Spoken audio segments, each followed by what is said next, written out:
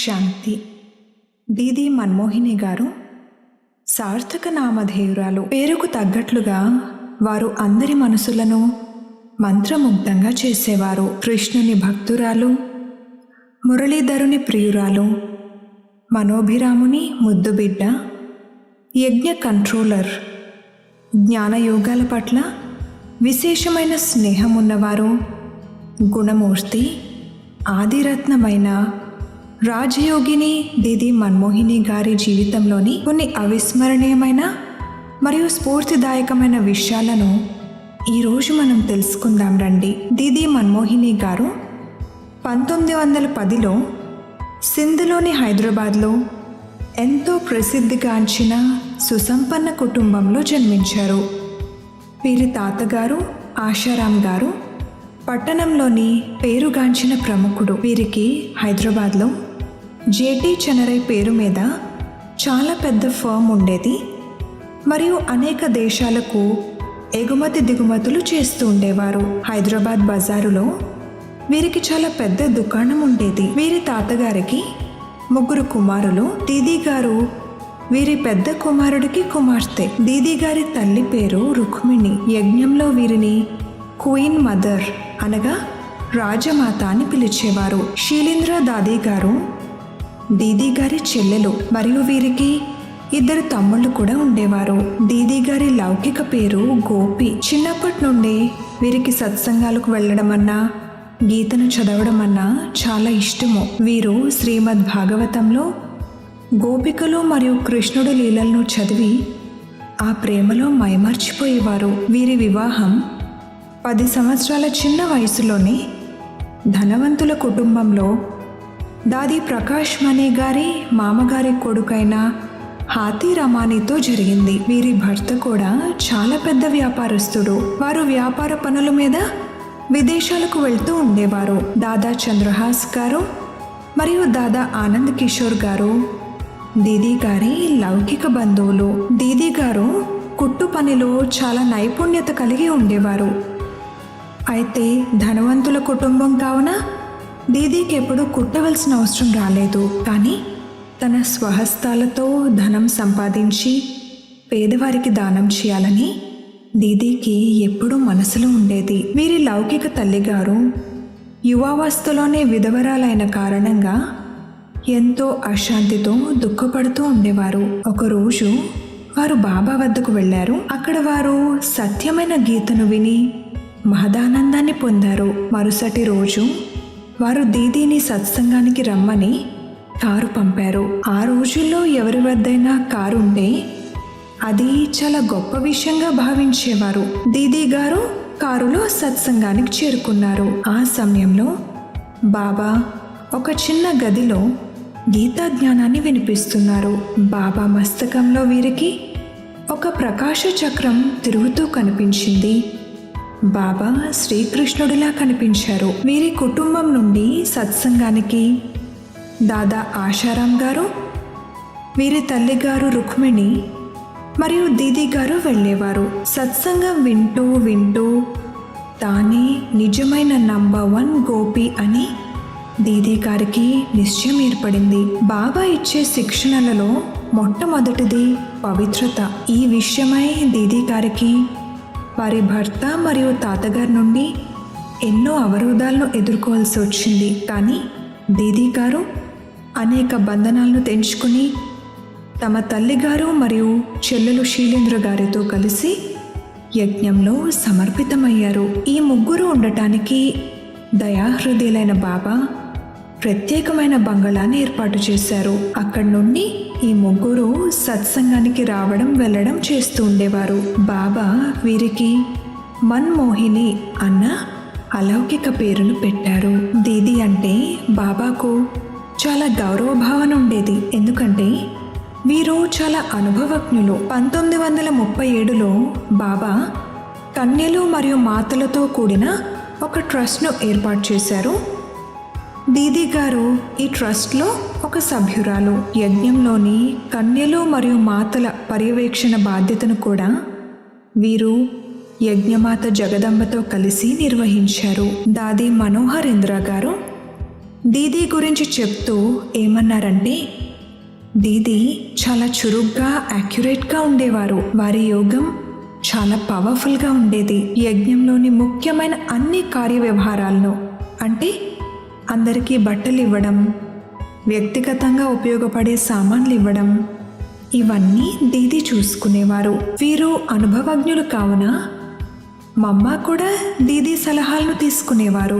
భారత్ పాకిస్తాన్ విభజన తర్వాత 1950లో బాబా దీదీ గారిని మరియు కొంతమంది సోదరులను కలిపి యజ్ఞం కోసం కొత్త స్థానాన్ని ఎంపిక చేయడానికని భారతదేశానికి పంపించారు. బాబా యజ్ఞం కోసం ఏకాంత స్థానము, మాయావి ప్రపంచానికి దూరంగా ఉండే ప్రశాంతమైన ప్రదేశం కోసం చూస్తూ ఉన్నారు.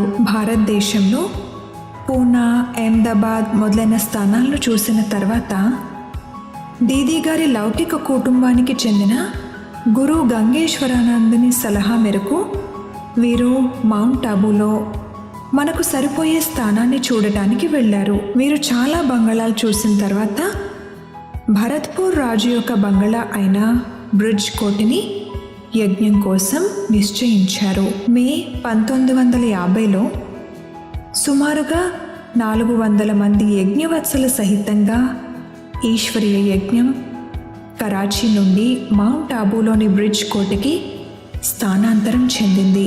1.5 సంవత్సరం ఎన్నో పరీక్షలను ఎదుర్కొన్నారు. బెగ్గరీపాటు ఉండేది. 1952లో కరాచీ నుండి తీసుకొచ్చిన చిత్రాల ద్వారా సేవలను ఆరంభించారు. మొట్టమొదటి చిత్ర ప్రదర్శని ఇలహాబాద్లోని కుంభమేళాలో పెట్టడం జరిగింది. దీదీ గారు తమ త్యాగం మరియు తపస్సుతో ఇలహాబాద్ మరియు ఢిల్లీలో అనేక సేవా కేంద్రాలు తెరిచేందుకు నిమిత్తమయ్యారు. వీరు ఢిల్లీ కమలానగర్ సెంటర్లో ఉంటూ ఎన్నో సంవత్సరాలు సేవలు చేశారు. 1965లో మమ్మ అవ్యక్తమైన తర్వాత యజ్ఞవత్సల పాలన మరియు యజ్ఞ పాలనను సంభాళించడానికి వీరు మధుబన్లో మమ్మ గదిలో ఉండడం మొదలుపెట్టారు. 1969లో ప్రజాపిత బ్రహ్మ అవ్యక్తమైన తర్వాత దీదీ గారు ముఖ్య ప్రశాసకురాలైన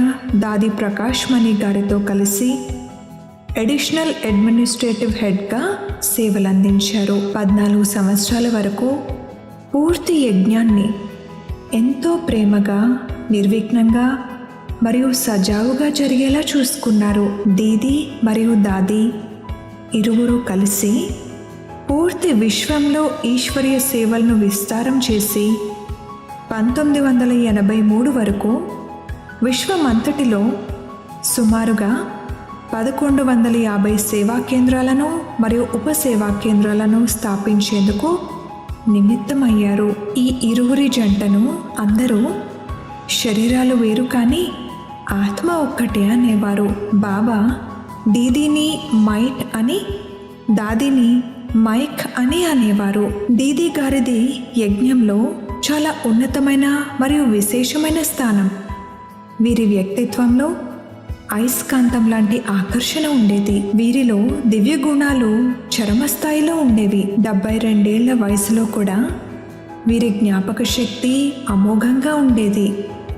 మధుబన్కు దేశ విదేశాల నుండి వేలాది మంది వస్తూ ఉండేవారు. కానీ దీదీ గారు దాది ప్రకాష్ మణి గారితో కలిసి ఎంతటి యాక్యురేట్ వ్యవస్థను తయారు చేశారంటే మధుబన్కు వచ్చిన ప్రతి ఒక్కరూ వీరి వ్యవస్థను చూసి ముగ్ధులవ్వకుండా ఉండలేకపోయేవారు. ఇంతటి శాంతి, పరస్పర ప్రేమ మరియు సేవాభావంతో సజావుగా కార్యాన్ని జరిపించే కళను మీ నుండి నేర్చుకోవాలి అని అందరూ అనేవారు.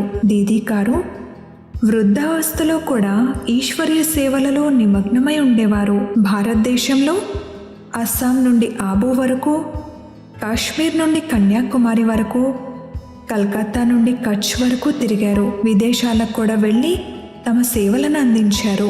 ఈ సందర్భంగా లండన్ నుండి జయంతి దీదీ గారు ఈ విధంగా చెప్పారు. 1981లో దీదీ గారు విదేశీ యాత్రలో భాగంగా న్యూయార్క్ వచ్చారు. వీరు వచ్చినప్పుడే యుఎన్ సేవలు ప్రారంభమయ్యాయి. తర్వాత యుఎన్లో దాది జానకి గారు తమ ఉపన్యాసాన్ని ఇచ్చారు. దీదీ గారు లండన్ కూడా వెళ్ళారు.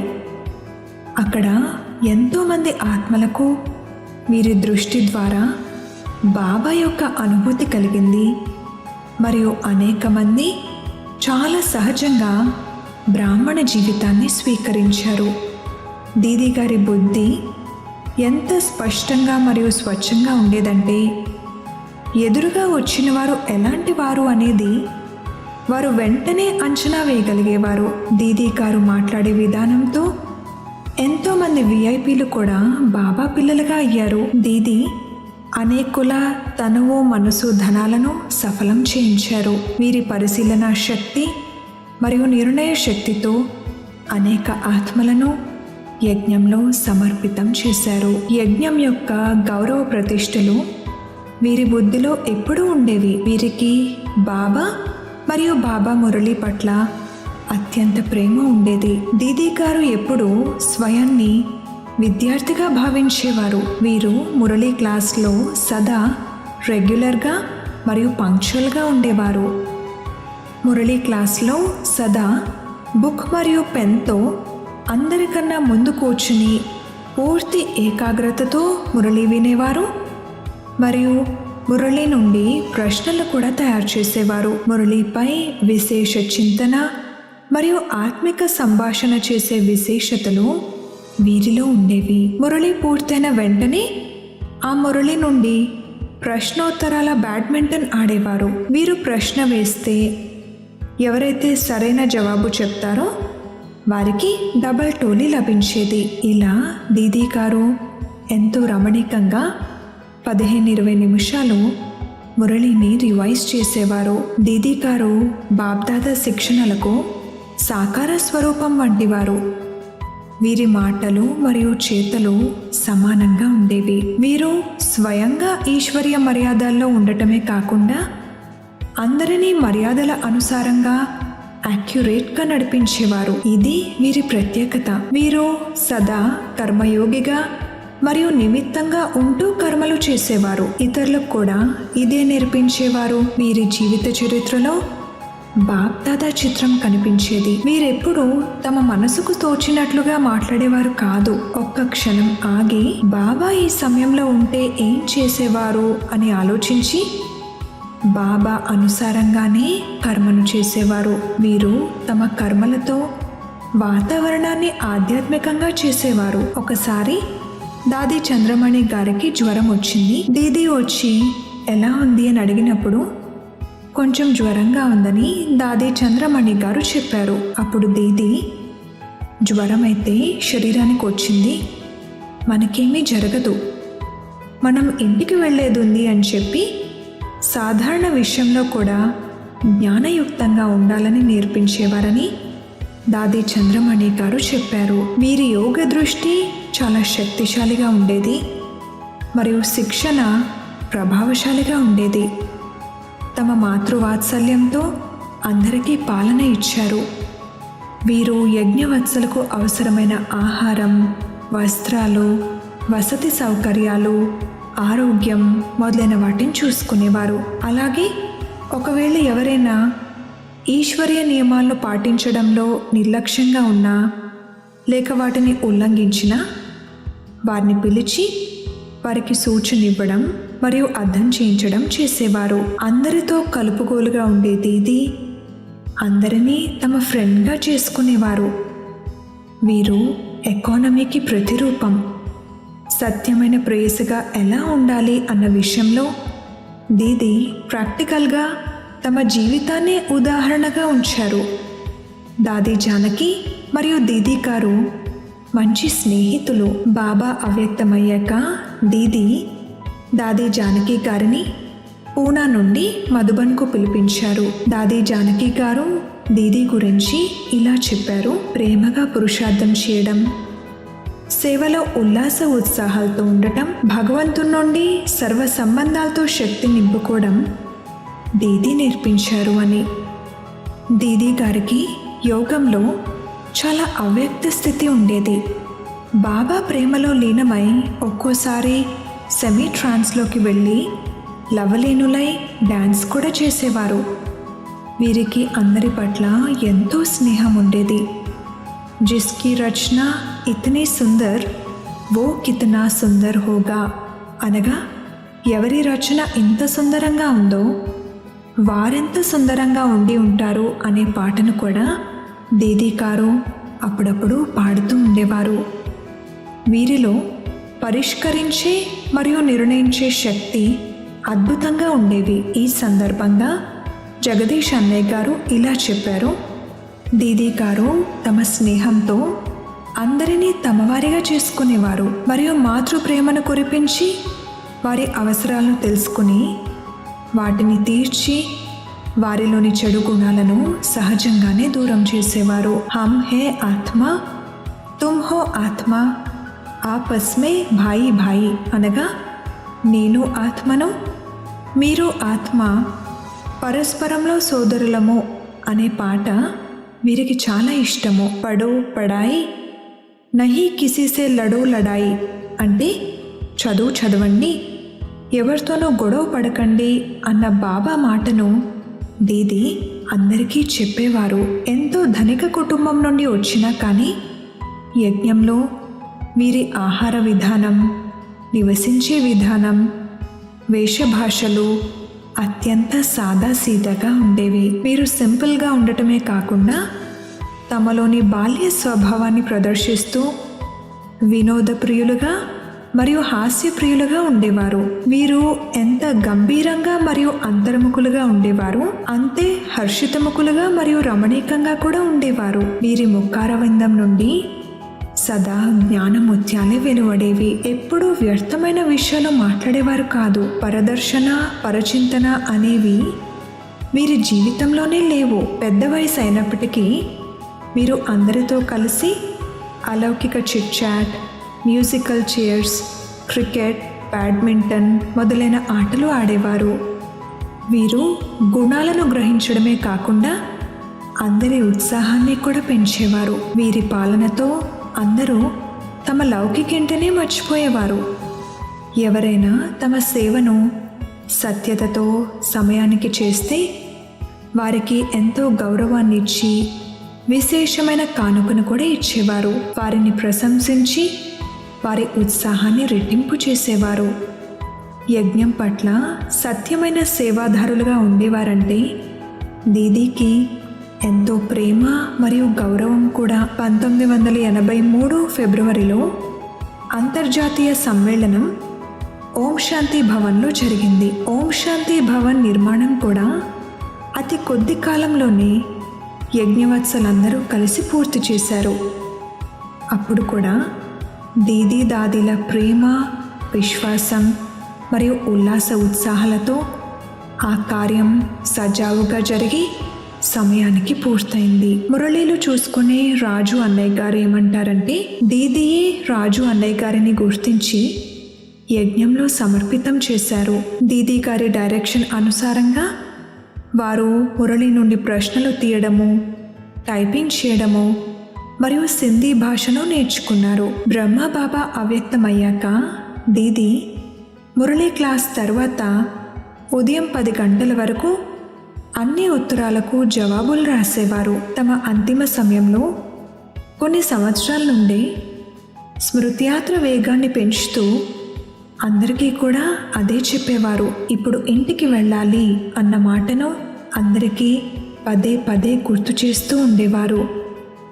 వచ్చినప్పుడు ఓం శాంతి చెప్పండి, వెళ్ళేటప్పుడు ఇప్పుడు ఇంటికి వెళ్ళాలి అని చెప్పండి అని దీదీ అనేవారు. చివరి సమయంలో వీరి స్థితి సాక్షి దృష్టాగా మరియు ఉపరామంగా ఉండేది. ఒకరోజు అమృతవేళ దీదీ గారు తమ గదిలో కింద పడిపోయారు. అప్పుడు వారి తలకు చిన్న దెబ్బ తగిలింది. దీదీ గారికి కళ్ళ చెకప్ కూడా చేయించడానికి దాది ప్రకాష్ మణి గారు వీరిని ముంబైకి తీసుకొచ్చారు. చెకప్ చేస్తే బ్రెయిన్లో ఎడమవైపున ఒక చిన్న కంతి ఉందని డాక్టర్లు చెప్పారు. డాక్టర్లు సలహా మేరకు ఆపరేషన్ చేయించాలని నిర్ణయించారు. వీరికి హై బీపీ మరియు షుగర్ కూడా ఉండేవి. ఆపరేషన్ కన్నా ముందు బాబా గుల్జార్ దాదీ శరీరంలోకి వచ్చి దీదీలో ఎంతో శక్తిని నింపారు, దీదీను నవ్వించారు మరియు ఆహ్లాదపరిచారు. నిర్ధారించబడిన తేదీన 5 గంటల పాటు జరిగిన ఆపరేషన్ సక్సెస్ అయింది. కానీ ఆపరేషన్ తర్వాత వీరు కోమాలోకి వెళ్ళిపోయారు. సుమారుగా 25 రోజులు కోమాలో ఉన్న దీదీ గురువారం 28 జూలై 1983 నాడు ఉదయం 9:30 తమ పాత దేహాన్ని త్యాగం చేసి అవ్యక్త వతనవాసిగా అయి అడ్వాన్స్ పార్టీలోకి వెళ్ళిపోయారు. అదే రోజున అక్కడ మధుబన్లో ఉదయం అచల్ దీదీ గారు భోగ్ పెడుతున్నారు. ఆ సమయంలో వీరికి ముంబైలో దీదీ శరీరం వదులుతున్న దృశ్యం కనిపించింది. ఆ తర్వాత అర్ధగంటలోపే దీదీ అవ్యక్తమయ్యారన్న సందేశం వచ్చింది. జూలై 30 నాడు దీదీ పార్థివ శరీరాన్ని మధుబన్కు తీసుకొచ్చి అక్కడ అంతిమ వీడ్కోలు పలికారు. ఆ రోజు సాయంత్రమే బాబా పదరామణి జరిగింది.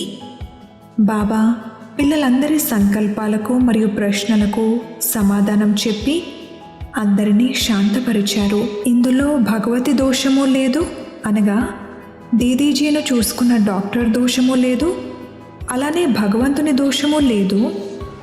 ఇది డ్రామాలో నిశ్చితమై ఉన్న విధి. దీదీ ఇప్పుడు కొత్త ప్రపంచ సేవను చేసేదుంది అని బాబా చెప్పారు. జానకి దాదీ గారిని విదేశాల్లో ఉంటున్న బాబా వారిని సహముఖ్య ప్రశాసకురాలుగా నియమించారు. దాదీ ప్రకాష్ మణి గారికి తోడుగా దాదీ చంద్రమణి గారిని మరియు దాదీ మనోహర్ గారిని వారికి సహయోగులుగా ఉంచి సేవలను చేయవలసిందిగా డైరెక్షన్ ఇచ్చారు. ఇటువంటి నైపుణ్యం కలిగిన నిర్వాహకురాలు, మర్యాదల ప్రేమి, స్నేహమయి, గుణమూర్తి, దృఢ నిశ్చయం కలవారు, ఆజ్ఞాకారి, నిర్భయ స్వరూపిణి, సహనశీలి, నిర్మాణ చిత్తులు, అత్యంత గౌరవనీయులు, మనందరికీ అత్యంత ప్రియమైన దీదీ మన్మోహిని గారి పుణ్యతిథి సందర్భంగా ఇదే మన భావపూరిత శ్రద్ధాంజలి.